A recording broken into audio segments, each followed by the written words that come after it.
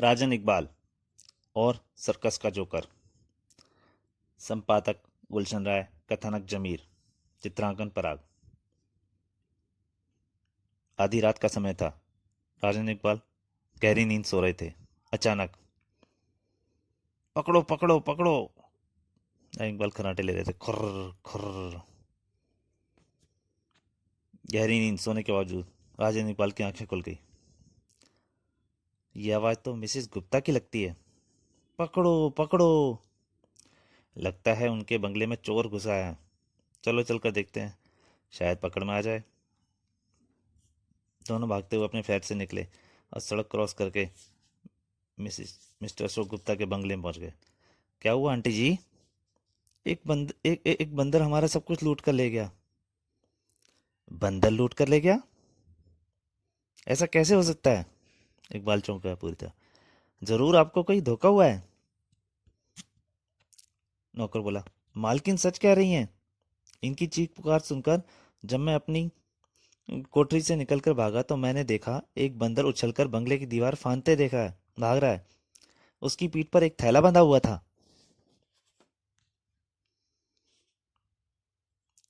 रामलाल, तुम पुलिस को फोन कर देना। हम जरा आंटी के साथ जाकर सेफ वाला कमरा चेक कर लें। जो हुक्म। राजन इकबाल मिसेस गुप्ता के साथ कमरे में पहुंचे जहां एक सेफ खुली पड़ी थी। बंदर काफी चालाक लगता है। सेफ में सिर्फ रुपया और जेवर ही ले गया, बाकी चीजें उसने हाथ भी नहीं लगाया। इकबाल सोच रहा था, ये बंदर के शरीर के ही बाल लगते हैं। मुंह में बाल पड़े हुए थे। बंदर कितना भी चालाक हो, उसे रुपयों और जेवरों से क्या मतलब हो सकता है? मेरे ख्याल से चोर बंदर के पीछे किसी व्यक्ति का हाथ है। ठीक कहते हो तुम। जरूर किसी व्यक्ति ने चोरी का यह नया तरीका निकाला है। 10 मिनट बाद एक इंस्पेक्टर 3 सिपाहियों के साथ वहां पहुंच गया। तुम लोग कौन हो? किसी चीज को हाथ नहीं लगाना। हाथ तो नहीं लगाया तुम लोगों ने? हमारा नाम राजन इकबाल है इंस्पेक्टर। हम सामने वाले फ्लैट में रहते हैं। मिसेस गुप्ता की चीख सुनकर यहाँ आए थे। हमने किसी चीज को हाथ नहीं लगाया है। वे पुलिस वाले राजन इकबाल से परिचित नहीं थे। पुलिस जांच के लिए यहाँ पहुंच चुकी है। अब तुम लोग जा सकते हो। ठीक है इंस्पेक्टर साहब, हम जा रहे हैं। सेफ के पास कुछ बाल पड़े हैं, उन्हें उठवाकर लेबोरेटरी भेजकर चेक करवा लीजिएगा। यूं तो वह बंदर के बाल लगते हैं, फिर भी चेक करवाना जरूरी है। मुझे मेरी ड्यूटी सिखाने की कोशिश मत करो और दफा हो जाओ। राजन ने चुपचाप कहा। चलो इकबाल, हमारे यहाँ रुकने से कोई फायदा नहीं है। 3 दिन गुजर गए। चौथे दिन देखो तो किसका हाजमा खराब हुआ है। फोन की दरवाजे पे आवाज आती कर कर। पता नहीं कहाँ कहाँ से चले आते हैं सुबह सुबह परेशान करने। इंस्पेक्टर ने दरवाजा खोला। सामने इंस्पेक्टर विक्रम सिंह को खड़े खड़े पाया। कहिए इंस्पेक्टर साहब, सुबह सुबह हमारे यहाँ खैरियत तो है? खैरियत ही तो नहीं है, अंदर चलो सब बताता हूँ। कुछ देर बाद अखबारों में चोर बंदर के बारे में पढ़ा होगा तुम लोगों ने। कमबख्त ने नाक में दम कर दिया है। 3 दिन में 8 चोरियां कर चुका है। कल रात तो उसने एक हत्या भी कर डाली। लगता है उसी हत्या के कारण आपके चेहरे पर 12 बजे हैं। हाँ, क्योंकि हत्या किसी साधारण आदमी की नहीं बल्कि आईजी साहब के जिगरी दोस्त सेठ विनीत कपूर की हुई है। उनका बंगला क्योंकि आपके इलाके में आता है, इसलिए आईजी साहब का गुस्सा आप पर गिरा होगा और उन्होंने ये आदेश दंदना के दिया होगा कि जल्द से जल्द बंदर को गिरफ्तार करो वरना सस्पेंड कर दूंगा। हाँ बिल्कुल यही कहा था उन्होंने।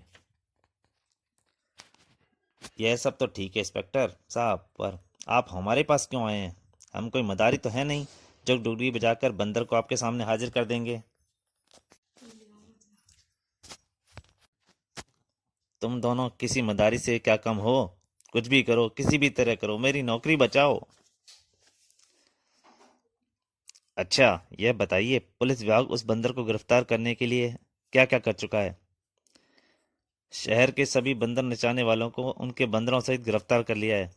शहर में आवारा घूमने वाले 50 बंदरों को गोली मारी जा चुकी है और लगभग 100 बंदर गिरफ्तार किए जा चुके हैं। फिर भी कल रात चोरी हुई और कपूर साहब की हत्या। कोई बंदर बचाने वाला पुलिस की पकड़ से बचा तो नहीं रह गया? नहीं, कोई नहीं बचा, इस बात को दावा कर सकता हूँ। ऐसा कीजिए, आप हमें वह फाइल ला कर दीजिए जिसमें बंदर द्वारा अब तक की गई चोरियों का विवरण दर्ज है। मुझे मालूम था तुम दोनों को इस फाइल की जरूरत पड़ सकती है, इसलिए मैं उसे साथ लेकर आया हूँ। बाहर जीप में है, अभी लेकर आता हूँ।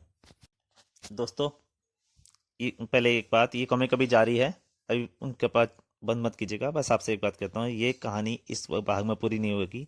इसका एक और भाग है छोटा सा जो इसके साथ साथ ही डाला गया है। कृपया उसे ज़रूर पढ़ें और पसंद आए कॉमिक को लाइक और शेयर जरूर करें। ठीक है, तो अब कॉमिक जारी करता हूँ। इंस्पेक्टर विक्रम ने वह फाइल राजन इकबाल को दे दी। दोनों कुछ देर तक उसे पढ़ते रहे। किस नतीजे पर पहुंचे? किसी खास नतीजे पर तो हम अभी नहीं पहुंचे, पर एक बात हमारे दिमाग में जरूर खटक रही है। जहां जहां चोरियां हुई हैं उन सभी स्थानों पर बंदर के शरीर के कुछ बाल क्यों मिले हैं? इसमें खटकने वाली क्या बात है? बंदर के शरीर पर बहुत बाल होते हैं। चोरी करते समय कुछ बालों का गिर जाना साधारण सी बात है। बंदर के बाल इतने कमजोर नहीं होते। एक दो स्थानों पर तो ये बात मानी जा सकती है, पर स्थान पर अपने बाल अपने आप नहीं गिर सकते। कहीं तुम यह कहना तो नहीं चाहते कि पुलिस को धोखा देने के लिए घटनास्थल पर जानबूझकर बंदर ने बाल गिराए जाते हैं? अगर ऐसा है तो फिर उन स्थानों पर बंदर के फिंगरप्रिंट क्यों मिले? ज्यादातर लोगों ने यह क्यों बताया, बयान दिया है कि उन्होंने बंदर को ही भागते देखा है। तो दोस्तों, ये कहानी यहीं तक। क्या राजन इकबाल उस बंदर चोर को पकड़ पाएंगे? वह क्या चोर वाकई में बंदर ही है या कोई और? इन सब के लिए आपको इसका अगला भाग देखना पड़ेगा। और तब तक के लिए नमस्कार।